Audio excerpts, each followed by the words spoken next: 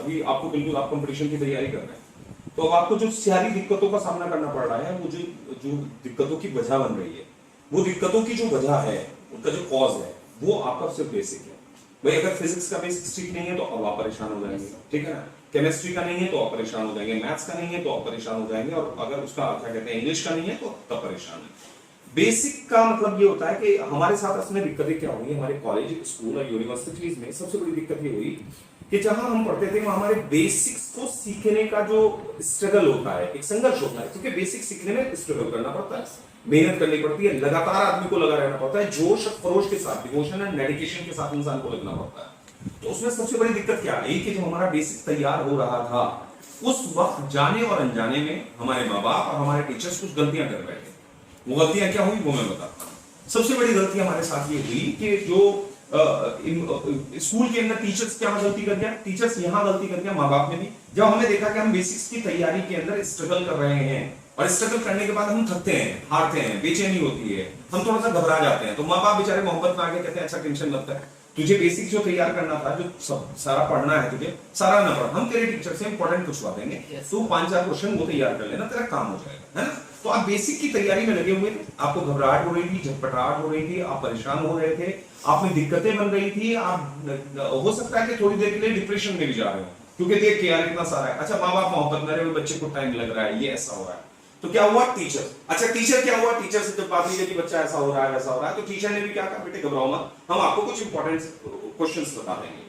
तो हर क्लास के अंदर हमारा क्या दायरा चलने लगा कि जब हम बेसिक क्लास में टीचर ने इंपॉर्टेंट बताना शुरू कर दिया, भाई एक काउ कैसे याद कर लेना, एक एप्लीकेशन याद कर लेना, है ना, 8 लाइन की कविता याद कर लेना, तो लोग पास होते चले जाओ। ऐसे ही हमारे साथ साइंस में हुआ, ऐसे ही फिजिक्स में हुआ, ऐसे ही केमिस्ट्री में हुआ। जब भी हम बेसिक्स का संघर्ष कर रहे थे, बेसिक्स का स्ट्रगल कर रहे थे, वहां कोई ना कोई इंसान नादानी में अपनी मोहब्बत का इजहार करते हुए हमारी मदद कर गया, और वो मदद हमारे लिए सबसे बड़ा नुकसान बन गई। आज अगर काश हमें वो इंपॉर्टेंट ना बताया जाता तो मैं झक मारता सा, कुछ भी करता, पूरी किताब याद करता, करता नहीं करता, मैथ्स के सारे क्वेश्चंस करता, तो मेरा जब मैं उसको करता चाहे एक दिन में, अब क्या हुआ कि वो चीज मैंने एक दिन में कर ली, फिर वो एक हफ्ते में तैयार होती। अगर वो एक हफ्ते में तैयार होती तो मेरे अंदर कुछ बनता ना, कुछ तो नींव बनती ना।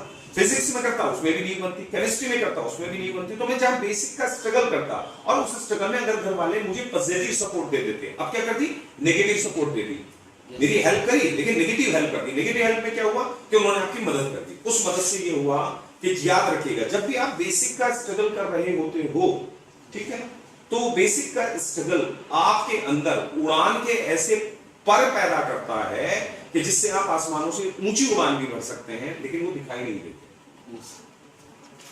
वो पर दिखाई नहीं देते। जो बेसिक की तैयारी आपके अंदर वो पर बनाती है जब आप स्ट्रगल कर रहे होते। जितना आप बेसिक का संघर्ष करोगे उतने आपके मजबूत पर निकलेंगे, उतनी आप ऊंची उड़ान भरेंगे, उतनी आपके परों में ताकत आएगी। अभी शायद मैं इस बात को एक्सप्लेन नहीं कर पा रहा हूं, मैं आपको एक्सप्लेन करता हूं। एक प्रोफेसर जो थे वो अपने बच्चों को समझा रहे थे कि जो आपकी तितली होती है ना, तितली बटरफ्लाई, उसका लाइफ साइकिल होता है पूरा का पूरा, तो उनको समझा रहे थे चार्ट पे। तो वहां पे दूसरे स्टूडेंट ने कहा कि सर क्या हम इसको ओरिजिनल देख सकते हैं? हाँ वाह, हमारे पीछे तो लेबोरेटरी है, चलो वहां चलते हैं, वहां मैं तुम्हें दिखाता हूँ। उन्होंने एक नेचुरल लेबोरेटरी बना रखी थी जहां पे तितलियां पल रही थी। कहा देखो यहाँ अच्छा रहेगा, देखो बेटे ये इसका एग होता है, ये लार्वा होता है, ये इसका कोकून होता है, फिर इसके अंदर से बटरफ्लाई निकलती है। मैं कहा वाह सर ये तो बड़ा इंटरेस्टिंग है, देखने में भी मजा आ रहा है। तो उन्होंने सारे बच्चों को कहा सर लोग अपने पेन एंड कॉपी लो और आज हम लोग जो है इस काम को प्रैक्टिकल करेंगे। तो बाहर गए, जाने के बाद उन्होंने दिखा, तो देखा कि एक कोकून जो अपने चारों तरफ धागा से चढ़ा लेता है, तो झटपटा रहा था बहुत सारा। तो एक बच्चे ने पूछा सर देखिए तो बहुत तेजी से हिल रहा है। कह ओके हिल रहा है, लेकिन एक काम करना आप इसको ध्यान से देखो और अपने टाइमिंग डालो 12:01, 12:02, 12:03, और इसमें देखना क्या क्या चेंजेस आ रहे हैं।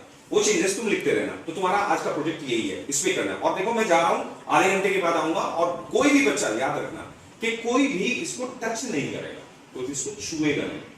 साफ वो काम चलता रहा। उसके अंदर से वो तितली का जो कोकून, जो लार्वा था, वो तितली बनके जैसे निकलने वाला था, जरा सा मुंह निकाला, झटपटाने लगा बहुत तेजी के साथ, फिर ठंडा हो गया, फिर घबराहट हो गई, फिर परेशान हो गया, फिर थक गया, फिर आराम करने लगा, फिर झटपटाया, फिर करने लगा, फिर झटपटाया, फिर करने लगा। स्ट्रगल बहुत तेज चल रहा था। वहां पे एक बेचारा बच्चा खड़ा हुआ था, उसने सोचा यार इसको कितनी मेहनत करनी पड़ेगी, बेचारा मोहब्बत में, नादानी में आ गया सा।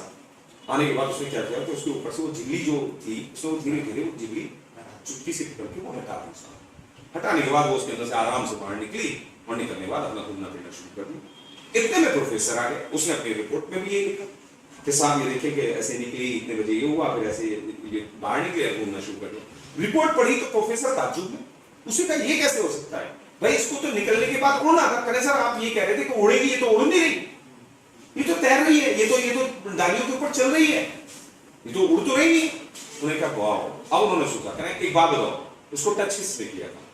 बच्चा ही मान रहा था। उसने कहा सर वो मैं देख रहा था, बहुत मुझे थक गई, स्ट्रगल बहुत कर रही, बहुत मेहनत कर रही है, ठीक है, मैंने इसकी झिल्ली हटा। तुमने ये क्या किया? कहने सर ये जो संघर्ष कर रही थी बेचारी, परेशान हो गई, मैं इसकी परेशानी कम कर दी।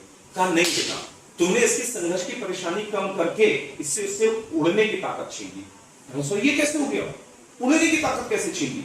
कहा कि बेटे कानून है, ये कुदरत का कानून है कि जब ये इससे निकलना चाहता है तो इसकी बॉडी के अंदर एक फ्लूइड पाया जाता है। इसकी बॉडी में जब ये ज्यादा झटपटाहट करता है, ज्यादा झटपटाता है, तो वो फ्लूइड जो होता है इसकी परों के अंदर पास होना शुरू हो जाता है, जो इसकी परों की ताकत बनता है। तो पर खुलने शुरू हो जाते हैं, उसमें कलर्स आते हैं, उनकी ताकत बढ़ती है। जितना फ्लूइड इसके परों में जाएगा स्ट्रगल के बाद, जितना स्ट्रगल करेगा उतना फ्लूइड परों में ट्रांसफर होगा, जितना परों में ट्रांसफर होगा इतने पर मजबूत बनेंगे, जितने इसके पर मजबूत बनेंगे इतनी अच्छी लाइफ होगी, इतना अच्छा ये उड़ान भरेगा। तुमने बेटे ये गलती कर दी कि इसकी मदद करके वो जो फ्लूइड स्ट्रगल की बुनियाद पे इसकी परों में जाना था, तुमने उसका रास्ता रोका। अब कहा कि सर क्या होगा? कहने अब ये सारी जिंदगी उड़ेगा नहीं, रेंग रेंग के मर जाएगा। यही काम बेटे हमारे और आपके साथ। हमारा टीचर्स जिस टाइम हमारा बेसिक बनने वाला था, उसने इंपॉर्टेंट की मदद करके जो मेरे परों के अंदर ताकत आनी थी ना उड़ने की, जो मेरा माइंड खुलना था, जो मेरे अंदर स्ट्रगल्स आना था, वो सब छीन लिया। जाने और अनजाने में हमारे माँ बाप भी हमारे साथ थोड़ी सी गलतियां कर गए, और जाने अनजाने में हमारे टीचर्स भी। और अजीब बात है कि वो टीचर्स हमें बहुत अच्छे लगते थे जो हमारे इंपॉर्टेंट पता, लेकिन अनजाने में उनकी वो मोहब्बत हमारे पैरों के लिए संजीव। और इसी बुनियाद पे आज हम क्या कर रहे हैं? आज मैं बीटेक, मैंने बीएससी कर लिया, मेरा साइंस फिजिक्स केमिस्ट्री सब पढ़ लिया, लेकिन मैं उन सब चीजों को लेकर रेंग रहा हूं जबकि मुझे होना चाहिए। वजह क्या रही? मेरे बेसिक का स्ट्रगल मुझसे छीन लिया।